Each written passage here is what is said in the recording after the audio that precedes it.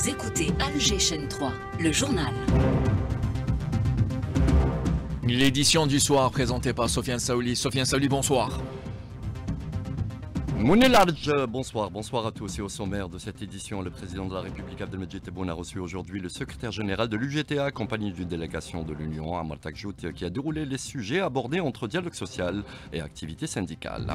En application des instructions du président de la République, le ministre des Affaires étrangères a pris attache aujourd'hui avec plusieurs de ses homologues des pays africains impliqués dans le conflit en RDC, République démocratique du Congo, ainsi que les pays engagés dans les efforts de médiation. Préparatif du 65e anniversaire des explosion française dans le Sahara algérien. Le ministre des Moudjahidines a réitéré l'appel de l'État algérien à la France pour nettoyer les sites. On évoquera également le 57e anniversaire du recouvrement de la souveraineté sur la base navale de Mars Al-Kbir. La souveraineté et le progrès de l'Algérie dérangent l'extrême droite française. Elle s'acharne avec ses relais contre les Algériens. Des voix s'élèvent toutefois de l'intérieur de la classe politique française pour le dénoncer. Dans l'éducation, le ministre a présidé aujourd'hui une rencontre de préparation de la prochaine rentrée scolaire avec en toile de fond l'application du nouveau statut. Une série de réunions est d'ailleurs lancée au profit du personnel du secteur. Puis sur le centre et l'est du pays, l'alerte est levée, des quantités importantes enregistrées. On fera le point également avec le ministre de l'Hydraulique qui était lui à Indefla aujourd'hui.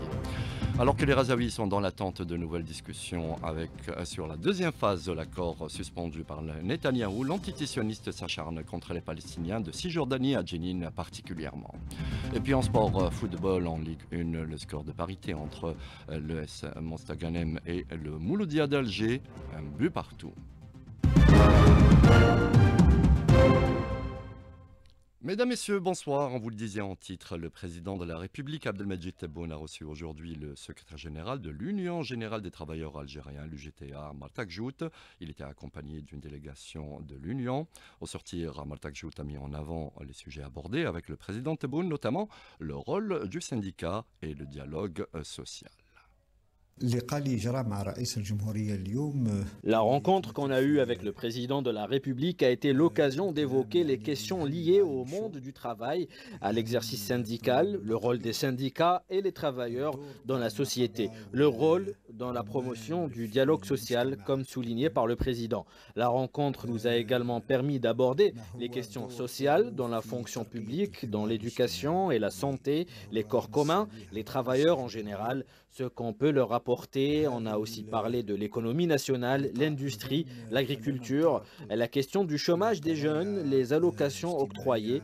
Le président nous a expliqué que la finalité était de leur trouver des postes d'emploi et les aider à créer des start-up et petites entreprises. On a conclu par l'impératif de protéger notre pays, l'aider et le hisser. عليها احنا اللي نعاونوها احنا اللي نخدموها وحنا اللي نكونوا المخرج ان شاء الله للبلاد تاعنا. Les propos d'Ammar Takjout, le secrétaire général de l'UGTA, au terme de la rencontre que lui a accordé le président de la République Abdelmejid Tebboune, était présent le directeur de cabinet de la présidence de la République Boualem Boualem et le conseiller du président de la République chargé de la direction générale de la communication Kamel Sidi Saïd. En application des instructions présidentielles, le ministre des Affaires étrangères a pris attache aujourd'hui avec nombre de ses homologues de pays africains impliqués dans le conflit en RDC, en République démocratique du Congo, ainsi que les pays engagés dans les efforts de médiation. Lias Telrini.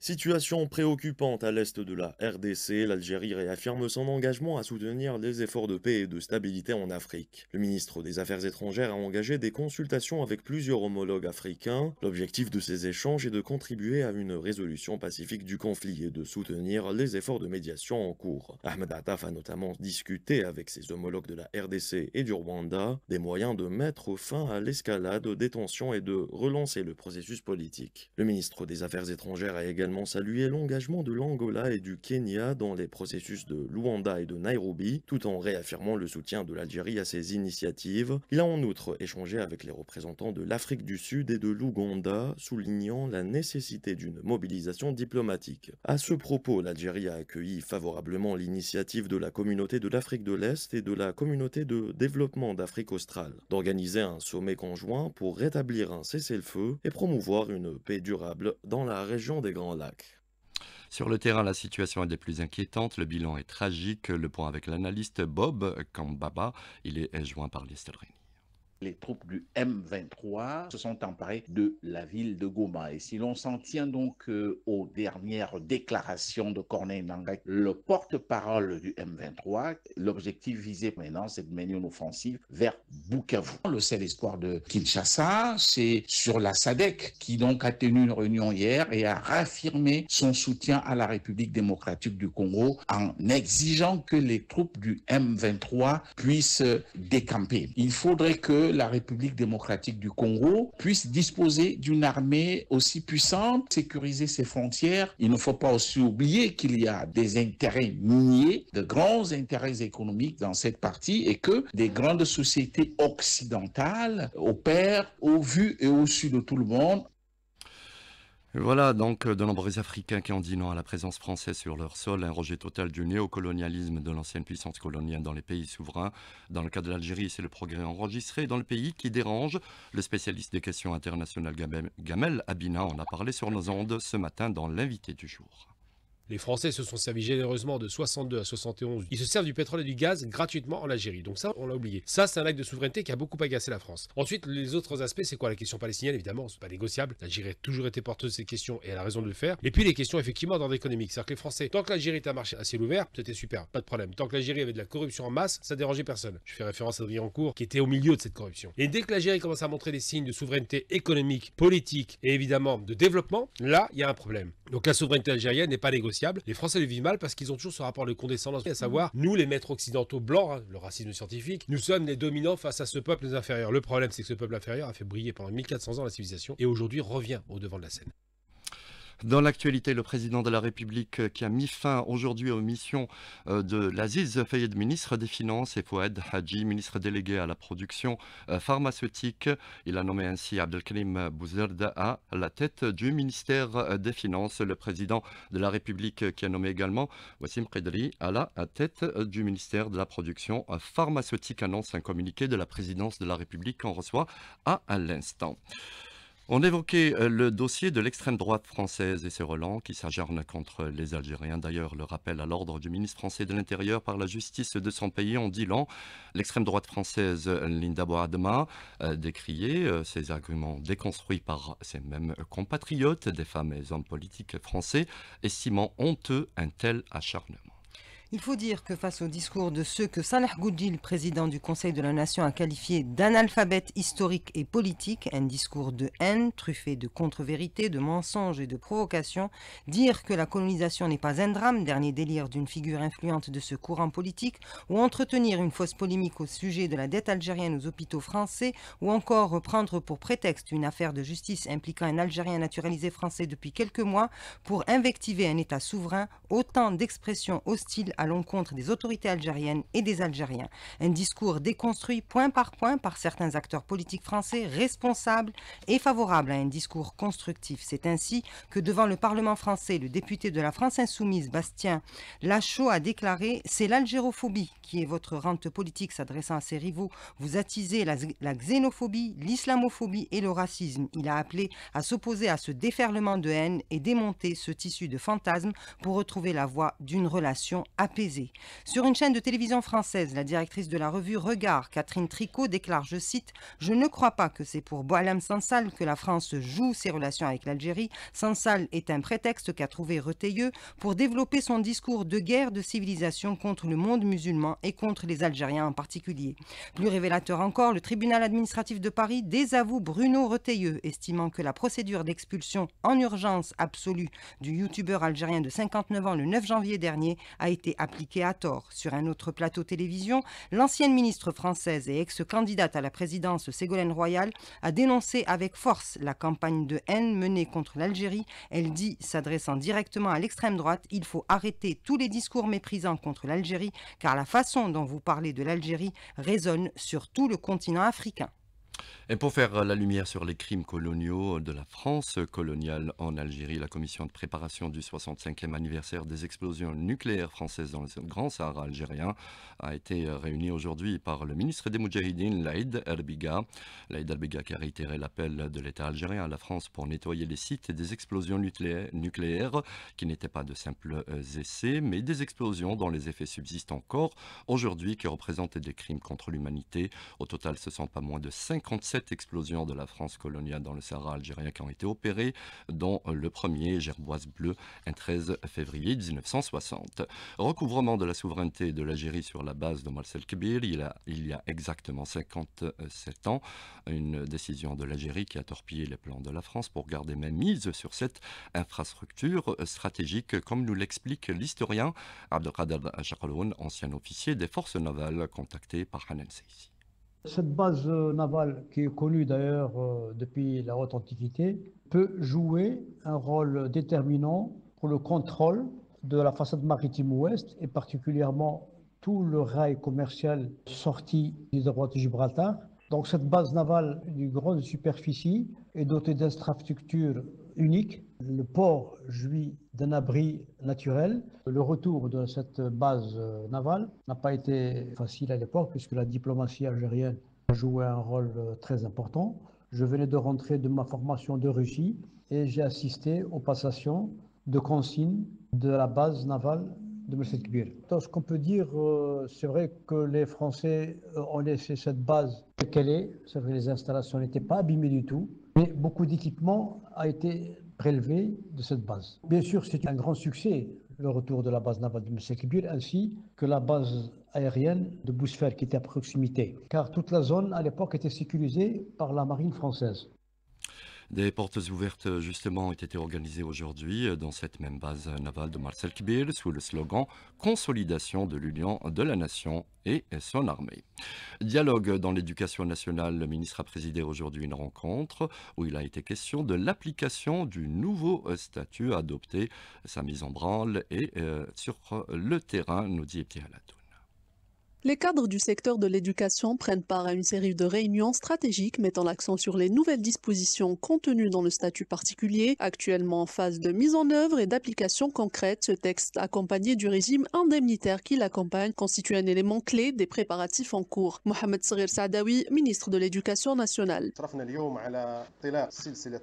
Cette rencontre professionnelle revêt une importance capitale avant tout pour assurer une compréhension approfondie du statut particulier. Elle vise à permettre aux cadre de l'administration centrale du ministère de l'Éducation nationale d'assimiler pleinement les règles qu'il établit, qu'il s'agisse de l'intégration des fonctionnaires, des mécanismes de promotion, des dispositions générales ou encore du régime indemnitaire, ainsi que des modalités précises de leur mise en application. Une commission nationale est mise en place pour élaborer un projet visant à améliorer la qualité de l'éducation, commençant par un allègement des programmes scolaires. L'objectif est de concevoir pour les élèves un programme ambitieux qui résout la problématique de la charge horaire.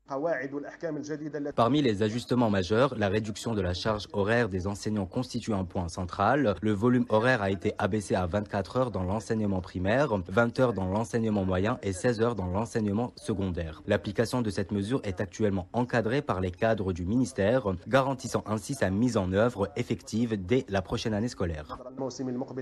En assurant un suivi rigoureux des changements engagés, le ministère entend poser les bases d'un système éducatif mieux structuré et plus performant. La prochaine rentrée scolaire sera ainsi marquée par des ajustements concrets visant à améliorer les conditions de travail et d'apprentissage. Concernant les économes, le gouvernement a décidé d'intégrer l'examen de cette catégorie dans les dossiers spécifiques aux branches économiques, a informé ou nous a annoncé le ministre de l'Éducation nationale, Mohamed Saghir Saadawi. Le gouvernement a décidé d'examiner cette catégorie de personnel dans le cadre de dossiers spécifiques relatifs aux branches économiques. Son examen sera rapidement pris en charge pour assurer la prise en charge de ce corps parmi les corps spécifiques des employés de l'éducation nationale. Dans le secteur de la santé, ce tout premier congrès de lutte contre le cancer, il est prévu ce 4 et 5 février, un congrès qui réunira pas moins de 14 pays africains et aboutira à la création du réseau africain de lutte contre le cancer. C'est ce qui en ressort d'une rencontre aujourd'hui au siège de l'Observatoire national de la société civile. Sophia Boukalcha. C'est le premier congrès en son genre qui met les patients au centre des priorités pour une meilleure prise en charge. Avec un programme riche, il aboutira à la création d'un réseau africain de lutte contre le cancer pour favoriser l'échange d'expériences. Hakima Keteb, présidente de la Fédération des associations des malades atteints de cancer. Le réseau, il a vraiment une importance parce qu'on va collaborer avec plusieurs fondations, des associations et d'autres organismes qui sont spécialisés dans la lutte contre le cancer pour justement échanger nos expertises, nos expériences et tout, le dépistage, le diagnostic précoce, les traitements, la formation aussi. Notre objectif justement c'est de changer la réalité. L'implication de la société civile comme acteur clé est essentielle pour enrichir le débat et renforcer le networking. Nourdin Bambrahim, président de l'Observatoire national de la société civile. L'Observatoire depuis une année a lancé une nouvelle stratégie afin d'appuyer la création de nouveaux réseaux. Nous sommes pratiquement au 9e réseau. La politique des réseaux, même le président de la République, à chaque réunion, il insiste sur cet esprit fédérateur entre les acteurs de la société civile.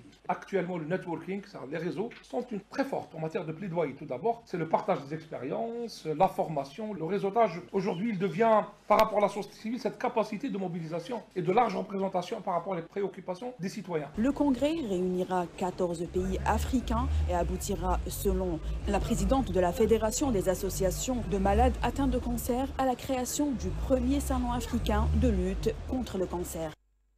Voilà en ce qui concerne le cancer et cette rencontre africaine prévue les 4 et 5 de ce mois. Dans l'actualité à l'étranger, le cessez-le-feu à Gaza entame sa 2e semaine. Des centaines de milliers de déplacés sont rentrés chez eux dans le nord de l'enclave palestinienne où ils découvrent l'ampleur du désastre provoqué par l'agression, le génocide sioniste, alors que l'entité sioniste tente à présent de torpiller les négociations pour la 2e phase. Netanyahou qui a attendu à Washington pour rencontrer le président américain. Pendant ce temps, l'antisécionniste mène une vaste opération militaire dans le nord de la Cisjordanie occupée, entamée avant le lever du jour, aujourd'hui dans les villages de Temoum, avant d'être étendue à d'autres villages. La ville de Jenin et le camp de réfugiés ont été secoués en milieu d'après-midi par une vague d'explosions. Le bilan des victimes ne fait que s'alourdir. Un témoignage à suivre sur nos ondes depuis Jenin de l'enseignante Najed Abourait. Elle est contactée par Linda Hamed. Les forces israéliennes viennent de bombarder 4 carrés dans le camp de réfugiés de Jenin. Et chaque carré, il y a beaucoup de maisons, on ne peut pas les compter. Les habitants du camp ont perdu leurs maisons, leurs souvenirs. Ça fait plus de 12 jours qu'ils sont là, qu'ils sont dans le camp de réfugiés de Jenin. Ils ont obligé les gens à ressortir de ce camp sans qu'ils puissent ramener avec eux des vêtements, imaginez, ni couverture, ni matelas. Mais avant ça, il y avait beaucoup de destruction et beaucoup de bombardements. Et maintenant, c'est des carrés, des maisons surpeuplées, c'est ça. Dans l'actualité nationale, on y revient avec ces eaux épurées qui serviront en priorité l'agriculture. Le ministre de l'Hydraulique a tenu à rassurer les professionnels de la terre. Il était en déplacement aujourd'hui dans le wilaya de Ain Defla. Le récit est Rima Rahmani. Taha Derbel rassure à partir de Ain Defla les fellah quant à l'utilisation des eaux épurées pour l'agriculture. ولا تروح الارض فلاحيه بلا ما يكون البلتان داناليز راهي الامور واضحه وكاين حتى الترسانه القانونيه راهي موجوده لان لي بيريمتر اللي تسقاو انطلاقا من محطات التصفيه راهي كاين اون كوميسيون اللي تتبع لا كومبان ديليغاسيون لكنها مش كيما المحيطات الاخرى. Le ministre de l'Hydraulique a affirmé que son département avait établi un ordre de priorité à travers les différentes wilayas du pays relatif à l'accélération de la mise en œuvre du programme d'utilisation des eaux épurées en agriculture. Et parlant des capacités d'eau épurée produites actuellement à travers le territoire national, le ministre dira. اليوم احنا عندنا 232 نظام تصفيه في الجزائر راهو ينتج حاليا فقط راهو ينتج تقريبا 560 مليون متر مكعب من المياه المصفات. المياه هذه احنا نحتاج المياه للفلاح. Taha Derbel qui était aujourd'hui à la wilaya de Ain Defla pour une visite d'inspection et de travail à travers plusieurs points relevant de son secteur. Ain Defla, Rima Rahmani, Al-Jashan 3. Et en parlant d'eau, l'alerte pluie a été levée sur les wilayas du centre et de l'est du pays. Elles persisteront toutefois ces prochaines heures. Une autre dépression est attendue les prochains jours, comme nous l'explique Jamal Boustia, chef prévisionniste à l'Organisation nationale de la météo. Il est contacté par Kalima Benour. Pour les régions ouest, c'est souvent nuageux avec quelques pluies parfois sous forme d'averses orageuses, notamment sur l'intérieur et au plateau. Quelques chutes de neige seront observées sur les reliefs dépassant 1000-1300 mètres. Sur le centre, les régions côtières et intérieures, c'est des passages nuageux avec quelques pluies parfois sous forme d'averses. Ça va s'améliorer sur le centre à partir de l'après-midi. Sur les hauts plateaux et les horaires, c'est du dégagé un peu nuageux. Ce qui touche les régions ouest, c'est une perturbation qui vient de l'Espagne. Elle va toucher les régions ouest, c'est-à-dire à partir de demain en fin d'après-midi, soirée. Et pour le sud, c'est généralement dégagé, mais avec quelques passages nuageux sur le Bécharois, Nord-Sahara, avec quelques pluies probables sur ces régions. Et les dernières précipitations ont toutefois engendré des désagréments sur nos routes, des accidents également signalés. Le point avec Zohil Benamzal de la protection civile, contacté par Lina Hatouche. Pour les cas des accidents de circulation, 2 personnes sont décédées et 140 autres blessés durant les dernières 24 heures. Concernant les intoxications au monoxyde de carbone, 16 personnes incommodées par ce gaz. On déplore le décès d'un homme âgé de 68 ans décédé intoxiqué par le monoxyde de carbone. Concernant les interventions liées aux intempéries, les services de la protection civile de la wilaya de Ain Timouchen sont intervenus pour le repêchage d'un jeune homme porté disparu emporté par les eaux de Oued Tefna. La victime a été repêchée décédée dans la wilaya de Tlemcen. Avant d'évoquer l'actualité sportive, rappel de l'information qui nous est parvenue au début de cette édition. Le président de la République, Abdelmajid Tebboune, a mis fin aux fonctions du ministre des Finances, Aziz Fayed, et du ministre délégué à la production pharmaceutique, Fouad Hadji. Le président Abdelmajid Tebboune qui a nommé Abdelkarim Bouzerd au ministère des Finances et Wassim Kouidri au ministère de la production pharmaceutique. Le président de la République qui a accordé un entretien au journal français L'Opinion dans lequel il a justement avoir prévenu le président français Macron qu'il allait commettre une erreur dans le dossier du Sahara occidental. Il a également par ailleurs précisé que l'Algérie était prête à la normalisation de ses relations avec Israël le jour même où l'État de Palestine sera entier et intégral. Je n'ai aucune intention de rester au pouvoir et je respecte la constitution algérienne, a affirmé le président de la République dans cet entretien accordé au journal français L'Opinion. Bien évidemment, on aura à y revenir dans nos prochaines éditions. Place à l'actualité sportive avec vous, Rostam Yahya Sharif. L'actualité est dominée par cette rencontre qui s'est jouée tout à l'heure entre l'ES Mostaganem et le Mouloudia d'Alger. Tout à fait, en match de mise à jour de la 13e journée du championnat national de Ligue 1. Le leader, le Mouloudia d'Alger, qui revient avec le point du nul de Mostaganem. Score final un but partout. Le Mouloudia d'Alger qui avait ouvert le score à la 9e minute grâce à son capitaine Ayoub Abdellaoui. En deuxième mi-temps, les Mostaganemois sont revenus des vestiaires déterminés à revenir au score et ce fut le cas à la 49e minute. Ben Ammar qui permet à l'Espérance de Mostaganem d'égaliser et Mostaganem qui a gardé ce score jusqu'à la fin de la rencontre. Score final, un but partout. On va écouter tout d'abord sur ce match nul et ce point ramené de Mostaganem l'entraîneur adjoint du Mouloudia d'Alger, Othman Nedjar, au micro de Hamza Rahmouni. بصراحة المباراة ما كانت سهلة بالمرة، ما كانت سهلة. ما نتكلمش على وضعية الفريق المنافس لأن مطالبين أن نتأقلموا مع المنافسين الكل. اليوم لعبنا في إطار مكاني اللي هو الملعب، ونا با بو امبوزي لو جو نتاعنا. كان شفتوا فما برشا جو ديريكت. المباريات كي من هذه أكيد نعرفوها معناتها الجزئيات، لكن الحمد لله نقطة من تنقل يمكن صعيب. On va à présent écouter l'entraîneur de l'Espérance de Mostaganem, Nadir El-Knaoui, satisfait du rendement de ses joueurs face au Mouloudia d'Alger, toujours au micro de Hamza Rahmouni. مقابلة ما كانت سهلة ضد فريق متصدر احنا حضرنا المباراه هذه بشكل جيد. في الشوط الاول خلقنا 2 ولا 3 فرص اللي كنا قادرين نسجلوهم. في الشوط الثاني يعني اعطينا تعليمات للاعبين، تمكنا به سجلنا هدف احنا ثاني من كره ثابته. اون فريمون اكولي لادفيرسير في اللازون تاعو حتى وين جا الهدف. هو الشيء الايجابي اليوم هي الروح اللي لعبوا بها اللاعبين، الحاله البدنيه تاع اللاعبين اليوم. سادير اون بري ان بوان اللي ديجا خرجنا من لا ديرنيير بلاص مالغري سي بو. المردود تاع المجموعه ككل تبشر بالخير في المستقبل. Au classement donc, le Mouloudia d'Alger leader avec 28 points, suivi de la JS Kabylie avec 25 points, troisième au classement le CRB, le Paradou et le CS Constantine avec 23 points, le Chebabadi de Belouizdad qui affrontera demain en de mise à jour de la 14e journée, le Mouloudia d'Oran, déplacement ça sera à 18h à huis clos et mercredi dernière rencontre des matchs de mise à jour de cette phase allée du championnat national de Ligue 1 à 17h l'USM Alger, l'USM face à l'USM Khenchla, une rencontre qui a été délocalisée du stade du 5 juillet au stade Nelson Mandela de Badaki. Et puis juste un mot de handball, la finale du championnat du monde qui se joue en ce moment, le Danemark triple champion du monde champion du monde et champion olympique en titre qui mène par 29 à 23 face à la Croatie, on joue la deuxième mi-temps.